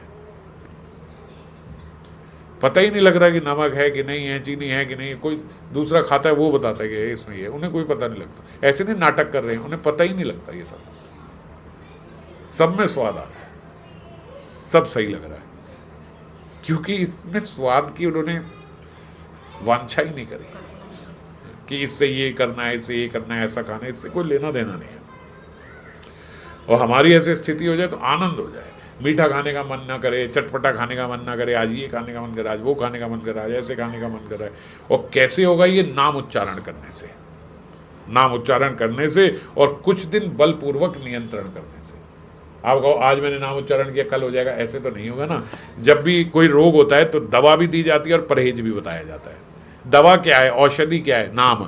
परहेज क्या है, ये कि हम लोग पहले परहेज करें, कहीं बाहर का नहीं खाएंगे, प्रसाद ही खाएंगे, हैं? हाँ, ये जलन तो बहुत छोटी लगती है मुझे, मतलब ऐसे लगता है कि ये क्या जलन है, क्योंकि घर में तो आप सब कुछ ही खा रहे हो। ऐसे थोड़ी कह रहे हैं कि अब बिना नमक का खाना खाना शुरू कर दो, बिना चीनी का खाना शुरू कर दो। तो समझ गए, तो खा तो आप सभी कुछ रहे हो। तो इसीलिए ये है, होगी जलन, होगी, मना नहीं कर रहा हूँ, लेकिन बहुत छोटी जलन है। ये क्या है कि भाई बाहर का ही तो नहीं खा रहे, घर का तो खा रहे हो। बाहर का डोसा नहीं खा रहे, घर का तो खा रहे हो। बाहर की रोटी नहीं खा रहे, घर की तो खा रहे हो। तो खा तो रहे हो, ऐसे थोड़ी कह रहे फलाहार हो जाओ, दूधाहार हो जाओ, बस ऐसे थोड़ी कह रहे, सब तो खा ही रहे हैं। तो इसलिए कुछ है नहीं इसमें। तो रोग की दवा भी और परहेज भी, ये दोनों साथ में चाहिए। नाम भी करे, इससे क्या होगा, हम लोग बड़ी सरलता से विकार मुक्त हो जाएंगे। विकार मुक्ति की जो अवस्था है वो कितनी वांछनीय है, कितनी आनंद पूर्वक है कि कोई विकार ही नहीं है। क्या एक जैसे क्रोध ही नहीं आता, गुस्सा ही नहीं आता। जैसा आज मैं थोड़ी देर में रास्ते में हो गया था, ऐसे हो जाए हमेशा के लिए। आप लोगों को भी आनंद आ गया था ना। पहले इसने घुमा दिया किसी को, वापस गए, फिर आपने घुमा दिया, फिर वापस गए। तो मेरी ऐसी अवस्था नहीं है, मगर आज मजा आ रहा था। तो समझिए, तो ऐसे हमेशा हो जाए, हमें गुस्सा ही नहीं आ रहा किसी भी चीज़ से, कुछ नहीं हो रहा, ऐसे नहीं हो रहा, तो आपको आनंद आएगा, आपके साथ रहने वालों को भी आनंद आ जाएगा। सब खुश हो जाएंगे, सब प्रसन्न हो जाएंगे। सोच के इतना अच्छा लगता है कि ऐसे रह रहे हैं कि कोई किसी से द्वेष नहीं कर रहा, कोई किसी को गुस्सा नहीं कर रहा, कोई किसी को गाली नहीं दे रहा। सब खाना फीका बन गया तो भी पति खा लेता है, खाने में ज़्यादा नमक बन गया तो भी वो खा लेता है, उसको पता ही नहीं लग रहा, हमें भी पता नहीं लग रहा। सब आनंद से रह रहे हैं कि ऐसे लगता है कोई फेरी टेल की बात हो रही है। ऐसा संसार कहाँ मिलता है? ऐसा संसार भक्ति में मिलता है। ऐसा संसार नाम उच्चारण करने से बन जाता है। देखो, एक बात को समझो, इस बात को ध्यान से समझना। खाने में जो है ना, भौतिक व्यक्ति भी हो चाहे, वो दो चीज़ों का ही ध्यान रखता है, दो चीज़ों का ख्याल रखता है। पहला स्वाद होना चाहिए और दूसरा पौष्टिक होना चाहिए। कोई भी हो, नॉनवेज खाने वाला भी, वो भी देखता है कि भैया, हाँ, तो वो लोग बोलते हैं इसमें प्रोटीन है, इसमें ये है, उसमें वो है, ये हेल्दी है। अगर तुम ये नहीं खा रहे, अंडा नहीं खा रहे, तो कैसे जी रहे हो तुम लोग? ये खाना चाहिए। आजकल बॉडी को ठीक रखने के लिए नॉनवेज जरूरी है, ऐसे आजकल चल रहा है ना ये सब। तो दो ही चीजें सब लोग देखते हैं, क्या? एक स्वाद और दूसरा पौष्टिकता, ये होनी चाहिए, बस ये है। तो इन्हीं का ध्यान रख के खाना खाया जाता है। और केवल इन्हीं दो चीजों का ध्यान रख के जो खाना खाते हैं, उनको शास्त्रों में तमोगुणी बताया गया है। और भक्त भी इन्हीं दो चीजों का ध्यान रखते हैं। मैं नॉन वेजिटेरियन की बातें कर रहा हूं तो आपको लग रहा है चलो वो तमोगुणी होंगे। अभी छोड़ दो, सब नॉनवेज सब छोड़ दो, जो बाहर लोग करते हैं, जो भक्त करते हैं उनकी बात। आप जब खाना खाते हो तो आप किस चीज़ का ध्यान रखते हो? स्वाद होना चाहिए और पौष्टिकता होनी चाहिए। इन्हीं दो चीज़ों का हम लोग ध्यान रखते हैं ना, कि भैया जो बनाए स्वाद बने। हम लोग तो यहाँ पे भी सेवा देते वक्त माताएं डिस्कस करे, ये चावल अच्छे बनाती है, इसको चावल दे दो, वो वाली सब्जी अच्छी बनाती है, उसको वो वाली दे दो, ये नहीं, ये पनीर वाली ये अच्छी नहीं बनाती, पनीर वाली वो अच्छी बनाती है, उत्पम वो अच्छा बनाती है, ये अच्छा बनाती है, इसको इसी प्रकार से सेवा दी जाती है। तो क्या ध्यान में रखा जाता है? स्वाद ही ध्यान है। तो बोले स्वाद और पौष्टिकता, इन दो चीज़ों का ध्यान रखना चाहिए। इन दो चीज़ों का ध्यान रखने वाले तमोगुणी है, रजो भी नहीं, तमोगुणी बताया गया शास्त्रों में। तो बोले क्या होना चाहिए? बोले भक्त ये सब नहीं देखता, भक्त और दो चीजें देखता है। पहला कि ये भोग लगाए कि नहीं लगा, ठीक से भगवान को भोग लगाओ, और दूसरा ये कि ये कौन बना रहा है। जहां से बनाए, जिसने बनाया वो भक्त है। सही सात्विक लोगों ने बनाया है ये, ऐसे नहीं कि किसी का भी बना हुआ खा लेंगे। तो हमारे यहाँ दोनों ही कंटेंशन नहीं है। और किसी को भी आंख बंद करके फोन करके सेवा दे दो, वो भक्ति है, और जो भी बनाएगा वो यहाँ भोग लगना ही है। तो ये दो चीजें आपको सोचनी है नहीं, तो आपके पास सोचने का क्या रह गया? कुछ नहीं। स्वाद और पौष्टिकता का आपने सोचना नहीं। अच्छा, आप कहोगे चलो स्वाद का नहीं सोचना समझ में आती है, पौष्टिकता का क्यों नहीं सोचना भाई? पौष्टिकता का हमें क्यों नहीं सोचना? क्योंकि हम जो ये सोचते हैं ना कि ये प्रोटीन से, विटामिन से, मिनरल से, इससे ताकत मिलती है, तो ये रहस्य की बात महात्मा जन बताते हैं शास्त्रों के माध्यम से। रहस्य की बात यह है कि वो बोलते शरीर का बल तो बल ही नहीं है, ये असली बल नहीं है। असली बल आत्मबल है, मन का बल है। ये शरीर का बल, आप जितने मर्जी प्रोटीन खाओ, मिनरल खाओ, विटामिन खाओ, मसल्स बनाओ, बहुत तगड़े बन जाओ, जिम जाओ, ये जाओ, वो भय नहीं सताता उनको, विकार नहीं सताते उन्हें, रोग नहीं आते क्या उन्हें? किसी चीज से मुक्त हुए वो? पौष्टिकता का ध्यान रख के भय मुक्त हो गए, विकार मुक्त हो गए, रोग मुक्त हो गए। तो फिर क्या पौष्टिकता ली आपने? फिर क्या न्यूट्रिशन का ध्यान रखा आपने? तो इसीलिए ये जो शरीर का बल है, ये वो बोलते असल बल ही नहीं है। आप जिसकी पौष्टिकता का ध्यान रख रहे हो वो पौष्टिकता से पौष्टिकता होती नहीं, आत्मबल से होती है। तो आपको तो क्या शरीर बीमार हो जाए? भैया शरीर बीमार नहीं होगा जिसका आत्मबल है। जिसका मन बलवान है उसका शरीर स्ट्रांग नहीं होगा। टेस्ट और न्यूट्रिशन के पीछे भागने वाले ये केवल चर्बी बना सकते हैं, ये मसल्स बना सकते हैं, पर अंदर से भय मुक्त नहीं हो सकते, अंदर से रोग मुक्त नहीं हो सकते। इस बात को समझो। जबकि प्रसाद खाने वाले का जो केवल ये ध्यान रखे कि कहाँ से बना है, भक्त नहीं बनाया है, भोग लगा है, ऐसा ध्यान रखने वाले जो भक्त हैं वो जब प्रसाद खाते हैं तो वो निर्भय हो जाते हैं, निर्विकार हो जाते हैं और निरोग भी हो जाते हैं। तो यही तो चाहिए था, यही तो। आपको चलो निर्भय हो गए, निर्विकार हो गए, ये निरोग कैसे हो जाएंगे? ये सब करने से निरोग कैसे हो जाएगा?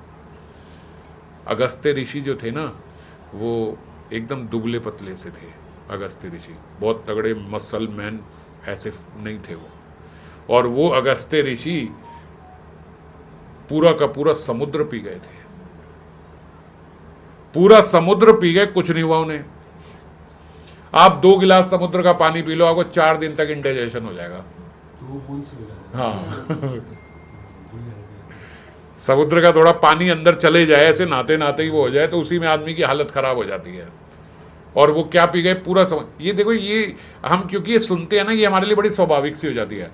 अगस्त्य ऋषि ने पूरा समुद्र पिया, हाँ हमें पता अगस्त्य ऋषि ने। भाई तो कल्पना करके देखो, पूरा समुद्र पी गए, आदमी था व्यक्ति थे, भगवान के अवतार तो नहीं आए। अगस्त्य ऋषि व्यक्ति साधक ही थे एक टाइम पे। पूरा समुद्र पी गए, कुछ नहीं हुआ उनको। और उसके बाद समुद्र कहां से आया? बोले उन्हीं का बमन है। उल्टी करिए ना वापस, थोड़ी सी भी बदबू आई उसके अंदर। आप 2 गिलास पी के बमन करो और उसके बाद देखो वहां कोई खड़ा, आप खुद नहीं खड़े हो पाओगे वहां पे। सारा समुद्र उनका बमन है वापस उन्होंने उल्टी करी है, थोड़ी सी भी दुर्गंध नहीं है उसके भीतर।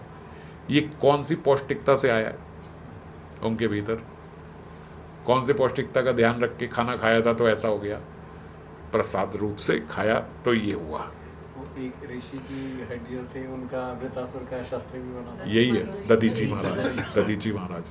एक बात आती है, जैसे हम ऐसे ध्यान रखें कि भक्त ने बनाया या नहीं बनाया, भक्त ने बनाया, तो कभी ऐसे कोई व्यक्ति जो भक्त नहीं है वो हमारे को खाना परोसता है, हम उसको इग्नोर करते हैं, तो थोड़ा सा और हमें ना बस ये बात इसलिए बोली जाती है कि गृहस्थ में रह रहे हैं, मान लो किसी के घर भाभी है, कुछ है, वो नाम नहीं ले रही, वो आपने नाम, घर में नाम उच्चारण होता ही है तो कोई बात नहीं। ये बात इसलिए बोली गई है कि जैसे हम रेस्टोरेंट में जाके खाना खा लेते ना, जाने कौन कौन लोग बना रहे, क्या बना रहे, उनके कितने विकार हैं। तो जैसे एक अंग्रेजी में बोला जाता है, it is better to work with known devil. तो जो आपको पता ही है कि ये उसका आप जानते ही हो कि भाई घर में तो एक माहौल वैसा ही है। मान लो आज गृहस्थ में 10 लोग रह रहे हैं, 7 लोग रह रहे हैं, 4 लोग रह रहे हैं, 3 लोग नाम ले रहे हैं और खा तो चौथा भी प्रसाद ही रहे, क्योंकि कोई ऑप्शन नहीं है। जैसे मान लो हमारे घर में कोई है, वो नाम नहीं ले रहा, कुछ नहीं कर रहा, लेकिन खा तो प्रसाद ही रहा है, ऑप्शन कोई है नहीं, तो उनके हाथ का बना खा लिया तो फिर भी ठीक है, क्योंकि एक उसी माहौल में है, वो भक्ति वाले माहौल में है, तो वो ठीक है गृहस्थ के लिए। ये बात इसलिए बोली जाती है कि बाहर जाके खाना खाना तो पता नहीं किसने बनाया है, कैसे बनाया है, क्या चेतना तो होएगी खराब। रेस्टोरेंट में कौन ठीक चेतना से खाना बना रहा है? प्रोफेशनली बना। हाँ, तो कोई ऑप्शन, मतलब कोई 0.1% चांस भी नहीं है कि ठीक चेतना से बना होगा। वो तो वही झूठे बर्तनों में और उसमें न जाने कैसी कैसी चीज़ों में आप खा रहे हो, ये कर रहे हो, वो कर रहे हो, तो सब तो भौतिक जगत में घरों में होता है। हमारे घर भोग लगता है इसलिए कोई नहीं करता है, जहाँ भोग नहीं लगता वहाँ घरों में माताएं करती हैं कि वो टेस्ट करके फिर वहीं से बना रही है। तो ये तो इतना तो मतलब मैं वही कह रहा हूँ, नहीं तो ये तो स्वाभाविक ही है कि ऐसे ही होएगा। तो इसीलिए ये बात बोली गई है कि ध्यान रखे कि कहाँ पे प्रसाद बनाए, कौन बना रहा है। इसीलिए ये बोला गया कि जो मनोबल है वो वास्तविक बल है। विकार तो अब इससे क्या समझ में आई कि विकार मुक्ति और रोग मुक्ति एक ही बात है। समझ गए? विकार मुक्त हुए, रोग मुक्त हुए, एक ही औषधि है, नाम लेना है और रस इंद्रिय पे। अब आप ठीक से, मैं थोड़ा और विस्तार से इसलिए बोल रहा हूँ, कई बार से बोल रहा हूँ कि बाहर का खाना समझो कि हमें नहीं खाना चाहिए बाहर का खाना, तो ऐसे समझ जाते कि क्या दिक्कत है प्याज लहसुन वाला थोड़े ना खा रहे हैं, तो भोग भी लगा के खा रहे हैं, बिना प्याज लहसुन का खा रहे हैं, मतलब क्या आपको ऐसा फालतू प्रॉब्लम हो रही है? तो ये प्रॉब्लम हो रही है। इससे हमारा क्या है, ना विकार जाएंगे ना रोग जाएगा, वो सब साथ के साथ चिपटे रहेंगे। तो नाम जप और आहार शुद्धि, ये जोड़ा है, समझ रहे हो? एक दवा है, एक परहेज है। नाम जप दवा है और आहार शुद्धि परहेज है। इससे हर विकार और हर रोग का निवारण हो सकता है। अब ये देखो, जो आज कल हम सुनते हैं, धन्य हो यूट्यूब, उसके माध्यम से जो प्रेमानंद जी महाराज की कथा आती है, तो सब जानते हैं कि उनकी दोनों किडनी जो हैं वो फेल हैं, और दोनों किडनी खराब होने के बाद रोज नियमित रूप से कथा ले रहे हैं, रोज। मैं अभी आपको बोल रहा था कि कितनी कृपा लगती है भगवान की कि हम लोग 1 महीना रोज कथा ले लिए, और जिसके जीवन का रोज ही ये रूटीन है कि रोज कथा लेनी है और नियमित समय पे लेनी है, नियमित समय पे रोज आके कथा लेना, नियमित साधना करना, ये कैसे हो रहा है? ये कैसे हो रहा है? शरीर का बल है, शरीर से तो किडनी एकदम फेल है, तो कैसे ये हो पा रहा है? मैंने उनकी एक शॉर्ट्स जो आती है 1-1 मिनट वाली, मैंने उसमें सुना, तो उसमें उन्होंने ये बात बोली कि हम यहाँ पे आके कथा इसलिए ले पा रहे हैं क्योंकि मैंने आज तक, वो बोल रहे थे, मैंने आज तक कभी अपने आप को मन से बीमार नहीं माना। मैंने मन से कभी नहीं माना कि मैं बीमार हूँ। ये तन भले किडनी फेल हो रही हो, ये हो रही हो, जा रहे हो, पर मैं मन से आज भी अपने आप को रोगी नहीं मानता। समझ गए? ये बहुत बड़ी बात है। हम भी इस बात को समझें कि यही कारण है कि सब कुछ आराम से चल पा रहा है, कि आज तक मन इतना, और मन इतना बलवान होना ना, ये साधारण बात नहीं है। आप ऐसे मत समझना मैं हल्का करके बोल रहा हूँ कि बस अच्छा यही बस बात है, ये नहीं कह रहा हूं मैं ये कह रहा हूं कि ये मन, जो मैं कह रहा हूं आत्मबल, ये मन का जो बल है, ये बोलना आसान है, होना बहुत मुश्किल है ना? ये होना बहुत मुश्किल है। ऐसा मन बलवान कि इतना रोग शरीर में आ गया और मन मानता ही नहीं है कि मैं बीमार हूं। इतना बलवान मन का हो जाना, और जिस दिन वो बोलते मैं मन से मान लूंगा ना कि मैं रोगी हूं, वो खुद कह रहे हैं, उस दिन ये प्रभाव मेरे पे आ जाएगा और मैं ऐसे नहीं कथा कर पाऊंगा। तो जब कोई रोग देह में आता है तो वो इतना तंग नहीं करता है, लेकिन जब वो विचार में आ जाता है तब वो तंग करता है, वो प्रॉब्लम करता है। विचार में रोग आ गया ना, फिर वो भीषण रूप ले लेता है। तो अपने विचार में रोग को नहीं आने देना। ये बोलना आसान है, मैं भी बोल रहा हूं, बोलना आसान है, पर समझना हो नहीं सकता बिना नाम के। आपको ये केवल मेरे बात सुन लेने से आपको समझ में आ जाएगी, या मैं सोचूं कि मैं यहाँ बोल लूंगा तो बस मेरे समझ में आ जाएगी? नहीं आएगी। ये बात बोलने और सुनने से समझ में नहीं आएगी, ये बस सुन भर लो, बस समझ, मतलब सुन भर लिया आपने, पर समझ नाम के बल से ही आएगी, नाम के बल से और आहार शुद्धि से, दवा और परहेज दोनों। जब नाम का बल होगा ना, तब मन ऐसा होगा। हमारा तो अभी उल्टा है, इससे बिल्कुल विपरीत है। वो कह रहे हैं कि मेरे जीवन में इतना शरीर में रोग आ गया, लेकिन मन से मैं अपने आप को रोगी नहीं मानता, और हमारे शरीर में रोग नहीं आता लेकिन मन से हम अपने आप को रोगी मान लेते हैं। मानसिक रोगी तो है, शरीर में रोग नहीं है लेकिन मन में रोग है, क्योंकि मन बहुत वीक है। हम पिछली बार भी चर्चा कर रहे थे ना, हमारा तो बल्कि उल्टा ओवर थिंकिंग का शिकार है मन। कितनी बार मैं ऐसे सोचता हूं कि क्या हुआ है जो मैं इतना उदास हो रहा हूं, हुआ क्या है? तो हुआ कुछ नहीं है, हुआ कुछ नहीं है, मगर कितनी भी कोशिश करके मन खुश नहीं हो पा रहा है। ये क्या है? ये वीक मन है। ये क्या है? ये आहार गलत लिया है आपने। ये क्या है? नाम में आपका ठीक से आप नाम नहीं ले रहे हो। इसी वक्त समझ जाना चाहिए ये क्यों हो रहा है मेरे साथ। अब दो कारण है, आप नाम ठीक से नहीं ले रहे, दवा ठीक से नहीं ले रहे, और परहेज नहीं कर रहे। या दोनों में से एक चीज नहीं कर रहे हो। दवा ले रहे हो लेकिन परहेज नहीं कर रहे, दवा आराम नहीं देगी। परहेज कर रहे हो पर दवा नहीं ले रहे, तो भी बात नहीं बनेगी। दोनों चीजें करनी है। और जब आपका मन इतना वीक हो रहा है तो समझो इन दोनों में से मैं गलती कर रहा हूं। हम तो दोनों ही गलतियां कर रहे हैं, ना आहार शुद्ध हो रहा है और ना मेरा नाम सही से चल रहा है। इसीलिए ये समस्या हो रही है कि मन इतना वीक हो रहा है। उनका मन कितना स्ट्रांग हो गया है कि इतने रोग। अच्छा, क्या होता है? और जो महात्माओं का जो अपना जो निज अनुभव है, क्या बताते, बोले हमारे शरीर में जो मर्जी होता रहे, नाम के बल से एक भाव देह का निर्माण हो जाता है। एक भाव देह का निर्माण, मतलब समझ गए कैसे? कि जैसे मान लो आपने बाहर अभी अपने घर में कंस्ट्रक्शन करानी है, आपने कंस्ट्रक्शन कराने से पहले एक दीवार डाल ली, अंदर सारा ठीक करा लिया, अब बाहर जो मर्जी होता रहे। अब बाहर चल रही है, आपको कोई फर्क नहीं पड़ रहा, आपने अपना रूम बिल्कुल बंद करके अंदर ठीक से बैठ गए। तो ऐसे ही बोल रहे, एक भाव देह का निर्माण हो जाता है, हम उसमें ठीक से बैठे हैं। अब जो हो रहा है वो बाहर इस देह में हो रहा है, ये फेल हो रही, वो फेल हो रही, वो कट रही, वो हो रही, उससे हमें कोई फर्क नहीं रहा, हम तो ठीक ठाक बैठे हैं भीतर। कल्पना होगी। सब चीजें जो है ना, जो आध्यात्मिक है, वो इस भौतिक से लिंक है। हम ये नहीं कह सकते कि ये भौतिक है, वो तो आध्यात्मिक है, इससे कोई फर्क नहीं पड़ता। वो यहीं, ये सब लॉजिकली लिंक्ड है। ये बंद कर दो लाइट। अगर मन स्ट्रांग नहीं होगा, भाव भजन नहीं हो सकता। मन लगा ही नहीं, जाएगा ही नहीं, होएगा ही नहीं, कैसे होगा? और मन का देखो क्या है, फिर कितना मटेरियल है, खाने का ध्यान रखना है। एकदम ग्रॉस लेवल, रूट लेवल पे आ गया एकदम। खाने का ध्यान रखना है, इससे मन स्ट्रांग होगा। नाम उच्चारण करना है जिह्वा से, इससे बल मिलेगा। जब ये दो चीजें हम कर लेते हैं, उसके बाद मन इतना स्ट्रांग हो जाता है, फिर वो भगवत प्राप्ति करने लायक निर्माण होता है। ऐसे मन का एकदम विपरीत स्थिति में हम हैं। वहां रोगी शरीर है, मन से कहते हैं हम अपने आप को रोगी मानते नहीं। यहां स्वस्थ शरीर है लेकिन मन रोगी हो गया है। मन ने पता नहीं क्या क्या ओवर थिंकिंग करके क्या क्या कल्पना बना ली है। बहुत वीक है। और वीक माइंड का कारण नाम जप सही से नहीं हो रहा।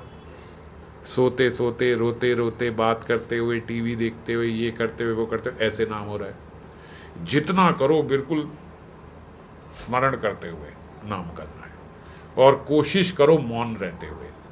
नियमित जो माला करनी है, बीच में कोई चूचा नहीं। कोई कुछ बोल भी रहा है तो भी वो नाम माला पूरी करके फिर सत्यम परम धीमहि, ये सबको पता है। भगवान कौन है? सत्य स्वरूप भगवान है। जिस जिह्वा से हम नाम लेते हैं, उसी जिह्वा से हम सुबह शाम झूठ बोलते हैं। कैसे इलाज होगा? जिह्वा का ध्यान रखना है, समझ रहे हो? अब हम जिह्वा की बात कर रहे हैं, तो जिह्वा का ध्यान रखना है। इसी जिह्वा से नाम ले, जैसे हम कहते हैं मन नहीं 10-20, तो जीभा कितनी है? 50 हैं। जीभा भी तो एक ही है। इस जीभा से ही नाम उच्चारण हो रहा है, इसी जीभा का शुद्धिकरण कर रहा है, और इसी जीभा से हम झूठ बोल देते हैं। और नाम कौन है? भगवान कौन है? सत्यम परम धीमहि। हम असत्यम सदा बोलते हैं, तो भगवान कैसे मिलेंगे हमें? समझ गए? छोटे छोटे झूठ जो हैं, कि जैसे आजकल मोबाइल झूठ बोलने की जड़ हो गई है। आपने फ़ोन उठाया, अभी मैं दिल्ली में नहीं हूँ, मैं जब दिल्ली में आऊँगा आपसे बात करता हूँ, वहीं बैठा हुआ पड़ोस के कमरे में, ऐसे बोल के रख दिया। ये जो आपने झूठ बोला, इससे आपकी जो जो जिह्वा आपने शुद्ध करी थी नाम लेके, और वीक पड़ गई अब थोड़ी। बस बस बस बस बस बस 5 मिनट में पहुँच गया, 5 मिनट में पहुँच गया, पहुँचे अब 50 मिनट बाद, बस निकल गया, घर से निकल गया। ये प्रेम भक्ति चंद्रिका में भी लिखा है, बात समझना।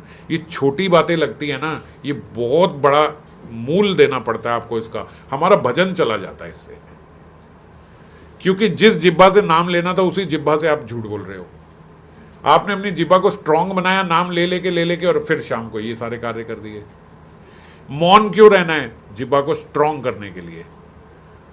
और ये जो सब बकवास कर दी, झूठ बोल दिया, सब कर दिया, वो सारा मौन क्या करेगा अब जब आपने ये सब कुछ खराब कर दिया? तो उपवास जो होता है ना, जो व्रत आता है, व्रत जो होता है वो शरीर को पुष्टिकरण करता है। आज सारे डॉक्टर भी मानते हैं, डिटॉक्स डाइट, ये वो सब कहते हैं भैया एक दिन कुछ मत खाओ तो आपकी बॉडी जो है वो डिटॉक्सीफाई हो जाती है। तो वो चल ही रहा है हमारा व्रत का, हर 15 दिन बाद एकादशी का। ऐसे ही जिह्वा डिटॉक्सीफाई होती है जब हम मौन रहते हैं। तो मगर आप व्रत रखो एक दिन और द्वादशी पे बाहर का खाना खा लो, तो क्या डिटॉक्सीफाई हुआ? अगले दिन डबल टॉक्सिन्स ले लिया आपने। तो इसीलिए ध्यान रखो, आपने सुबह तो मौन रखा, लेकिन शाम को आपने झूठ बोल दिया, उसी के तुरंत बाद झूठ बोल दिया। इसीलिए आपको किसी से झूठ, अब ना उठाओ फोन भैया, झूठ बोलने से तो बेटर है आप ना उठाओ, मत उठाओ। और अब तो मैं कितने आप सबको भी ये बात बोलता हूँ, भाई सत्य बोलो, किसी से कुछ मत छुपाओ। नहीं, अगर सच बोल देंगे खराब, जब मैं बोलता कुछ खराब नहीं होगा, आप सच बोलो। आप हो कहीं और, नहीं मैं तो यहाँ ही हूँ, नहीं हम तो यहाँ, अरे सच बोलो, हम यहाँ हैं, क्या फर्क पड़ रहा है? आप सच बोलो। आप छोटे से उसके कारण बहुत बड़ा कीमत चुका रहे हो, बहुत बड़ी कीमत। क्या? आपका भजन जा रहा है, आपका नाम जा रहा है, आपका माइंड जो स्ट्रांग हो रहा था वो फिर वीक हो रहा है। किससे? ये छोटे छोटे झूठ बोलने से।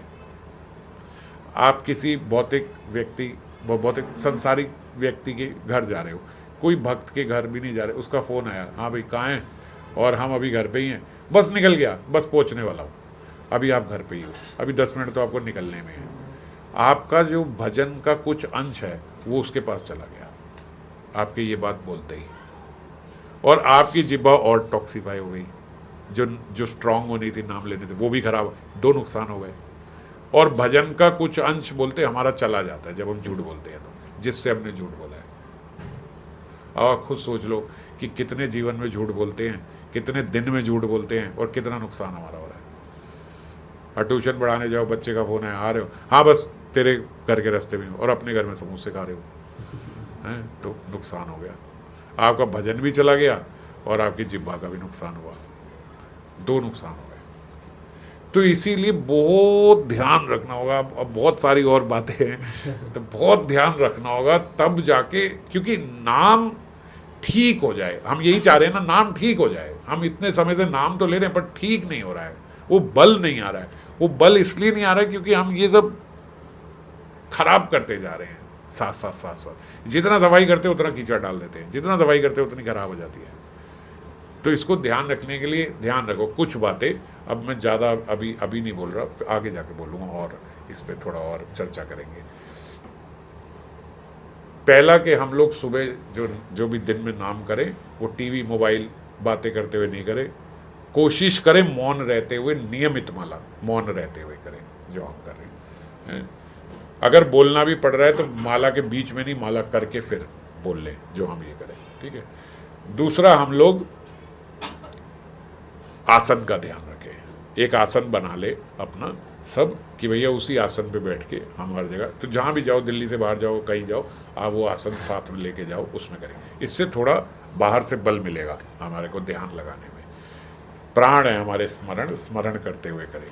फिर आहार का ध्यान रखें। उससे पहले जिह्वा से नाम ले, रोज जो नियमित रूप से कुछ नाम हम लोग बोलते हुए करें। और फिर परहेज के रूप में हम लोग आहार शुद्धि, इसका ध्यान रखें। जिह्वा का दो काम है, एक बोलना और एक खाना। तो दो परहेज भी हो गए, आहार शुद्धि और सत्य बोलना, झूठ नहीं बोलना। समझ गए? ये ध्यान रखें। दो तरीके से परहेज है ना, खाना भी गलत नहीं खाना और ये भी नहीं करना। ये अगर हम करते हैं तो धीरे धीरे हमारा नाम में बल आता है। नाम के बल से जिह्वा पे नियंत्रण होता है। फिर जो आज हम साधना रूप में कर रहे हैं, सत्य बोलना स्वाभाविक हो जाएगा। आज साधना रूप में कर रहे हैं कि इधर उधर का खाना नहीं खाएंगे, वो स्वाभाविक हो जाएगा। फिर जब ये स्वाभाविक हो जाएगा तो आप निरोग हो जाओगे, निर्भय हो जाओगे और निर्विकार हो जाओगे। फिर काम आदि, क्रोध आदि रिपु नहीं सताएंगे, फिर कोई ज़्यादा रोग आदि ये सब नहीं सताएंगे। ये हमने एक बार पहले भी चर्चा करी थी कि धन्वंतरी जब आए थे, धन्वंतरी हैं, समुद्र मंथन से निकले थे, आयुर्वेद की कितनी औषधियाँ उन्होंने सारी दे दी थी। आज हमारे पास हर चीज़ की औषधि है पर ज्ञान नहीं है। कौन सी बीमारी की कौन सी औषधि है हमें पता नहीं है, पर आयुर्वेद हर बीमारी की दे चुका है।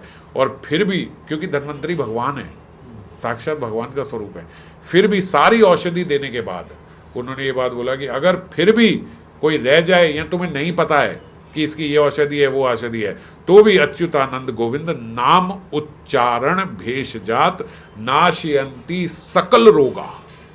समझ आ रहे हो? नाम उच्चारण भेषजात, केवल नाम उच्चारण करने से अच्युतानंद गोविंद नाम उच्चारण भेषजात नाशयंती सकल रोगा, सारे रोगों का नाश हो जाएगा। आपको विश्वास नहीं होता, बोल रहे सत्यम सत्यम वदाम्यहम्, मैं सच बोल रहा हूँ, सच बोल रहा हूँ। भगवान को भी ये बोलना पड़ रहा है 2 बार कि मैं सच बोल रहा हूँ। क्योंकि क्या है, ये क्यों बोलना पड़ रहा है भगवान को, मैं सच बोल रहा हूँ, सच बोल रहा हूँ? क्योंकि बहुत सस्ती दवाई है। केवल नाम से सकल रोग खत्म हो रहे हैं। लोग कहेंगे जान है यार, मेरे को इतनी प्रॉब्लम हो रही है, दिमाग खराब हो रहा है, ये कह रहे नाम लो नाम लो नाम लो। अच्छा, हम बोलते हैं कि ठीक है मेरा सिर दर्द हो रहा है, अपसाइड डाउन ना खाऊं, नाम लूं। आपके नाम में वो बल आया, पहले परहेज किया, आहार शुद्धि करी, इसीलिए अभी नाम में उतना बल नहीं आ रहा है। जब आ जाएगा खत्म हो जाएगा, नहीं लेनी पड़ेगी साइड डाउन। हाँ, सताएगा ही नहीं, पता ही नहीं लगेगा। तो समझ गए बात को?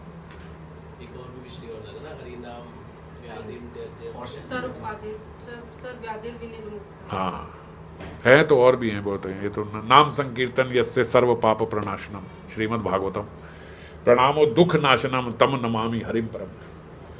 तो ये बात समझो, जगह जगह जगह जगह बहुत सारी जगहों पे ये बात बोली गई है कि नाम संकीर्तन से, नाम लेने से, नाम उच्चारण से ये सब होता है। वही नाम उच्चारण हरिदास ठाकुर कर रहे हैं, भगवान उनसे अति प्रसन्न है। आगे हरिदास जी की जो चर्चा हुई भगवान से अगली बार चर्चा करेंगे। जय राधे।